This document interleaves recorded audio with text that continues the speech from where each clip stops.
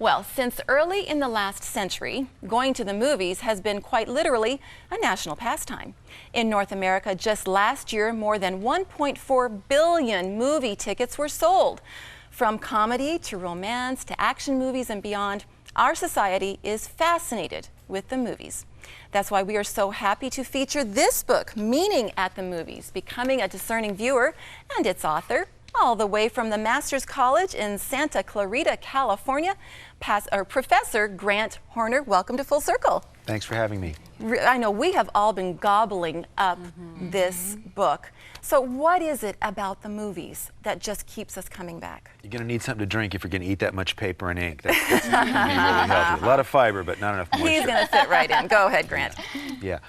You know, movies are the absolute center of culture. Before the 20th century, people were primarily readers and conversationalists, and people would gather in someone's house and they would play the piano and play the cello and so on and so forth.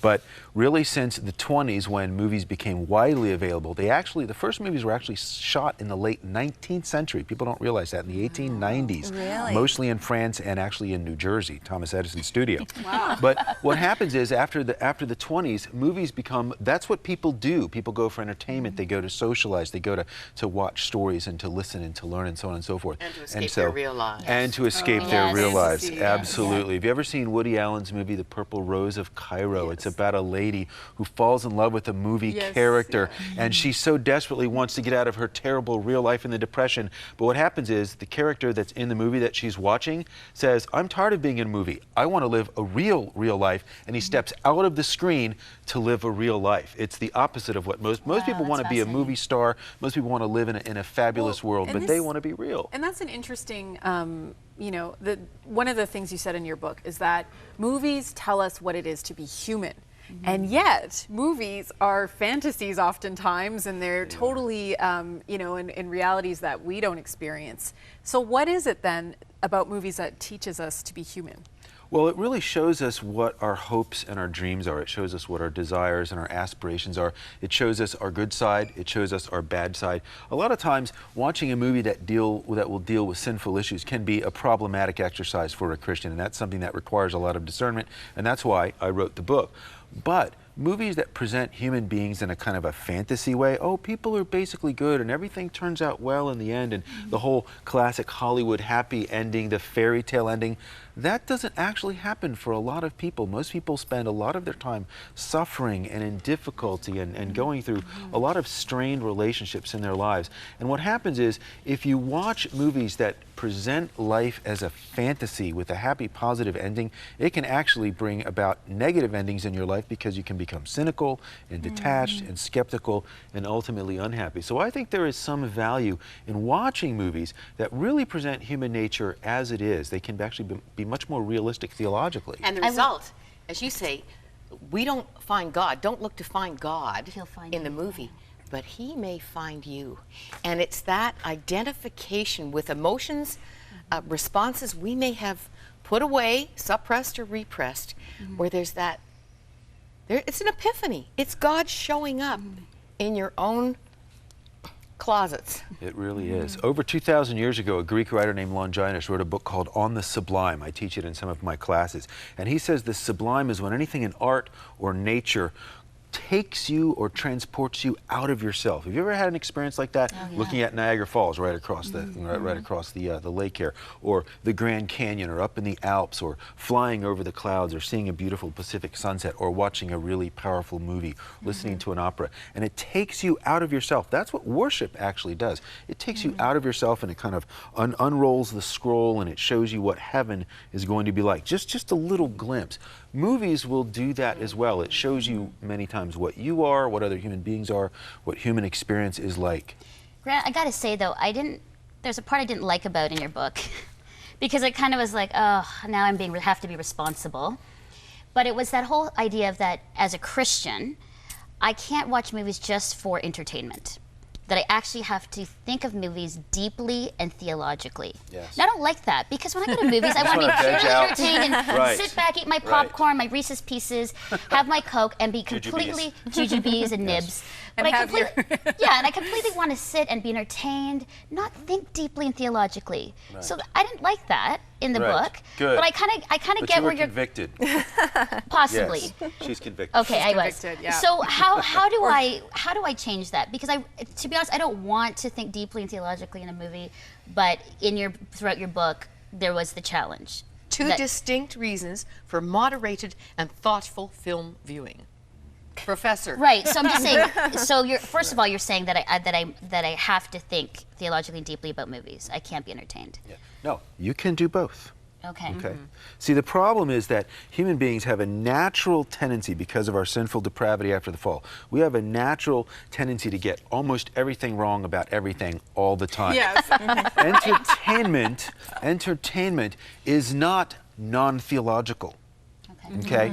Leisure time is not something that is yours and not God's. If God has purchased you with the precious blood of his son Jesus Christ, as Peter tells us, then we owe him everything. You can eat a tuna fish sandwich on rye to the glory of God, and you should. You can ride a roller coaster to the glory of God. You can kiss your wife to the glory of God. You can go to sleep and wake up in the morning. You can sleep, you can dream. Everything that you do is to be done to the glory of God, to be performed within the sphere of his care and his sovereign wisdom. And movies are no different. God doesn't say, oh, they're going to pop in a video now, I'll leave. Yeah. Right. Okay? The Spirit is with you. And should be guiding your discernment. And one of the arguments I make here and in other things that I've written is that the pleasure of aesthetic, biblical, critical discernment is really the greatest pleasure of all, more than looking at a painting or watching a movie. Learning about the aesthetic pleasure of worshiping God while you appreciate things that are beautiful and interesting, that's one of the greatest pleasures of all. But a lot of the people who make the movies, and this is another thing that you talk about in the book, there's almost an antagonism towards God, towards anything theological or sacred or pure. So how do we engage with that medium that has such a flavor that is anti-God? Right. And to interject, and some of the movies that are Christian Are bad. Are bad. They're just not. That's poorly being made. They're shareable. poorly That's what done. I'm saying. So I hear what That's Denise is saying, being and I didn't want to interject, and then we go, okay, then only watch Christian movies. Oh, But gosh. let's be honest. Do I watch bad Christian movies, Yeah. or do I watch really good pagan I think movies? I'll read a movies, book. That's what I'm saying. Yeah, I'll read a it's book, a- or it's a valid I'll point. look at a painting. Yeah, it's a valid anyway, point. sorry, go ahead. Yeah, no, that's great. That's why the whole book is built around a theory of what I call the origins of culture from the suppression of truth. Romans 1:18, the very beginning of the doctrinal teaching of the New Testament. Paul, in Romans, first chapter, the first theological point he makes is that human beings suppress the truth of God. We have all the basic truth about God, his nature, his authority as a creator, what our nature is like being separated from him. All of us know that. Everybody knows there's something out there. Everybody knows that something is a someone. Everyone knows that someone is bigger and powerful and more and greater than they are. And everyone knows that they're separated from him. That's why we invent religions. Everyone knows that something's a someone, whether they admit it or not. Whether they admit it or not, they know it. That's why they have a natural fear. Okay, that's why everyone is afraid to die, no matter what they say.